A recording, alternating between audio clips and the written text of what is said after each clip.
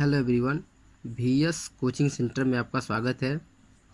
आज हम लोग क्लास 10th के पोइट्री का पहला लेसन पढ़ेंगे, जिसका नाम है द फाउंटेन, जिसको कंपोज किया है जेम्स रसेल लॉवेल ने, जो संसार के बहुत सी प्रसिद्ध लेखक थे, जिनका जीवन काल 1819 से लेकर 1891 तक था। इस कविता में कवि फव्वारे के माध्यम से उन गुणों को बताने की कोशिश की है जो एक प्रसन्नचित्त जीवन जीने के लिए किसी व्यक्ति में होने आवश्यक हैं। तो चलिए हम लोग जो है कविता पे आते हैं। Into the sunshine full of the light leaping and flashing from morn till night. Sunshine का मतलब होता है सूर्य की रोशनी, लीपिंग मतलब होता है उछलना, फ्लैशिंग का मतलब होता है चमकना, मॉर्न मतलब होता है प्रातःकाल।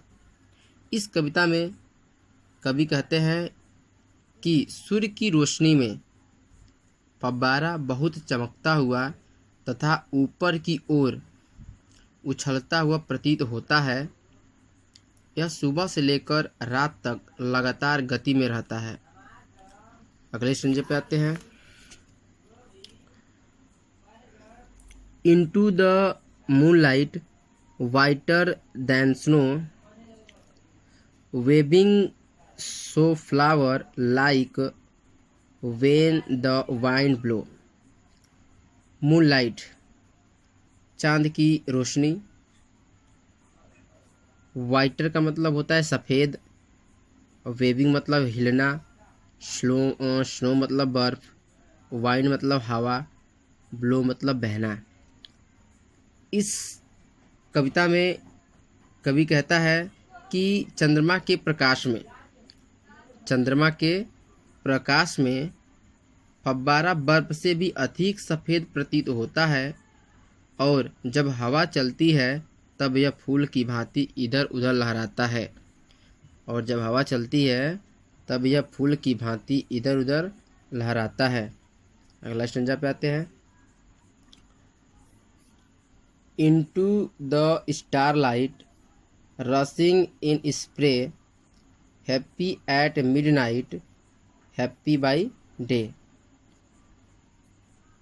स्टारलाइट का मतलब होता है तारों का प्रकाश, रशिंग का मतलब होता है तेज भागते हुए, स्प्रे मतलब फुहारे, और मिडनाइट का मतलब होता है आधी रात। कवि कहता है कि रात को तारों की रोशनी में फव्वारा अपनी गति द्वारा पानी की फुहारे फेंकता है। यह दिन में तथा अर्धरात्रि में भी प्रसन्न मालूम पड़ता है। एक बार और देखते हैं।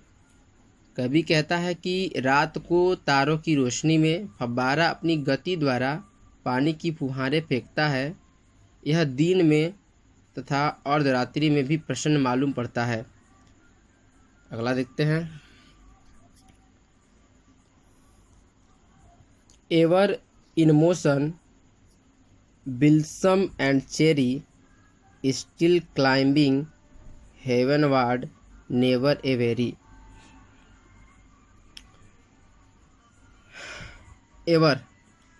एवर का मतलब होता है हमेशा, मोशन का मतलब होता है गतिमान, बिल्सम का मतलब होता है खुश,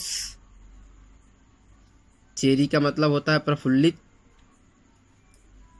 क्लाइम मतलब होता है चढ़ना, हेवनवार्ड मतलब होता है स्वर्ग यानी आकाश की ओर, और वियरी मतलब होता है थका हुआ। कवि कहता है कि फव्वारा सदैव प्रसन्नतापूर्वक गति में रहता है। वह बिना थके सदैव ऊपर की ओर बढ़ता है तथा वह सदैव कार्य करता रहता है। एक बार फिर देखते हैं। Ever in motion blithesome and cheery still climbing heavenward never aweary. कवि कहता है कि फव्वारा सदैव प्रसन्नतापूर्वक गति में रहता है। वह बिना थके सदैव ऊपर की ओर बढ़ता है तथा सदैव कार्य करता रहता है। अगला स्टंजा है, glad of all weathers still seeming best upward और डाउनवर्ड मोशन दाई रेस्ट।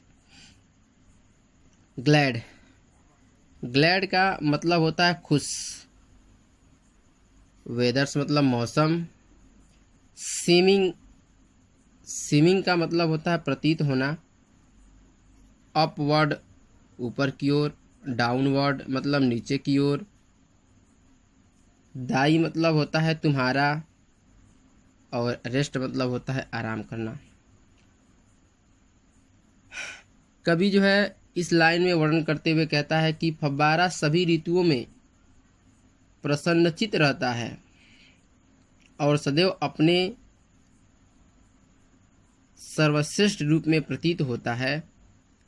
यह लगातार ऊपर या नीचे की ओर आता व जाता है और कभी विश्राम नहीं करता है, क्योंकि इसे निरंतर चलते रहने में ही विश्राम मिलता है। एक बार फिर देखते हैं, कवि जो है इन पंक्तियों का वर्णन करते हुए कहता है कि फव्वारा सभी ऋतुओं में प्रसन्नचित रहता है और सदैव अपने सर्वश्रेष्ठ रूप में प्रतीत होता है। यह लगातार ऊपर या नीचे की ओर आता व जाता है और कभी विश्राम नहीं करता है, क्योंकि इसे निरंतर चलते रहने में ही विश्राम मिलता है।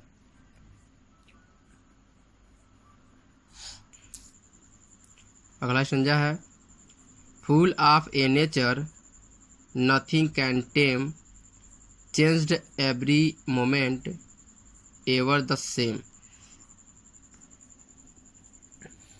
नेचर मतलब होती है प्राकृतिक,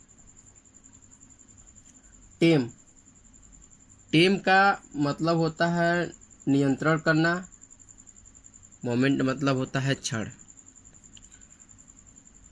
इस पंक्ति में कवि कहता है कि फव्वारा प्राकृतिक रूप से ही गतिमान रहता है, इसकी गतिविधि प्रतिबंध नहीं की जा सकती है। अपनी गति के कारण यह प्रत्येक क्षण बदलता है परंतु सदा समान रहता है। एक बार फिर देखते हैं, कवि कहता है कि फव्वारा प्राकृतिक रूप से ही गतिमान रहता है, इसकी गतिविधि प्रतिबंध नहीं की जा सकती है। अपनी गति के कारण यह प्रत्येक क्षण बदलता है परंतु सदा समान रहता है। अगला है, ceaseless aspiring, ceaseless, content, darkness or sunshine, Dai element. Ceaseless का मतलब होता है बिना रुकावट के, एस्पायरिंग का मतलब होता है ऊपर उठना, कंटेंट का मतलब होता है संतुष्ट, डार्कनेस का मतलब होता है अंधेरा, एलिमेंट मतलब होता है एक महत्वपूर्ण हिस्सा। कवि का कहना है कि यह बिना किसी रुकावट की ऊपर की ओर चलता रहता है और यह अपनी लगातार प्रगति से संतुष्ट है। इसके लिए दिन व रात में कोई अंतर नहीं है।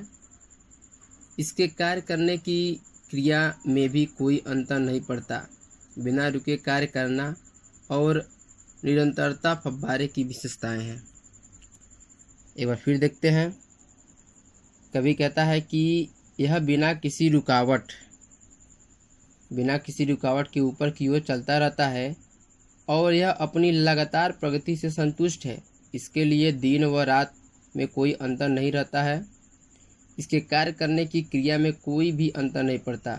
बिना रुके कार्य करना और निरंतरता फव्वारे की विशेषताएं हैं। अगला है, glorious fountain let my heart be fresh changeful constant upward like thee. Glorious, glorious मतलब होता है प्रशंसा के लायक, फाउंटेन मतलब फव्वारे, फ्रेश मतलब ताज़ा, चेंजफुल का मतलब होता है परिवर्तनशील, कांस्टेंट मतलब होता है दृढ़, लाइक दी। लाइक दी का मतलब होता है तुम्हारी तरह। कवि फव्वारे को ग्लोरियस फाउंटेन से संबोधित करते हुए कहता है कि फव्वारा प्रशंसा के लायक है और कवि फव्वारे के सारे गुणों के जैसे ताजगी, स्थिरता, निरंतरता तथा ऊंचाई की ओर अग्रसर होना को अपने अंदर समाहित करना चाहता है। कवि फव्वारे को ग्लोरियस फाउंटेन से संबोधित करता है। कवि के अनुसार फव्वारा प्रशंसा के लायक है। कवि फव्वारे के सारे गुणों जैसे कि ताजगी, स्थिरता, निरंतरता तथा ऊंचाई की ओर अग्रसर होना को अपने अंदर समाहित करना चाहता है। अगर जो है वीडियो आप लोग को अच्छा लगे तो चैनल को लाइक, सब्सक्राइब और शेयर करना ना भूलें और सब्सक्राइब करते समय बेल आइकन को ज़रूर दबाएं ताकि मैं जो भी न्यू वीडियो अपलोड करूं उसका नोटिफिकेशन आप लोग को मिले।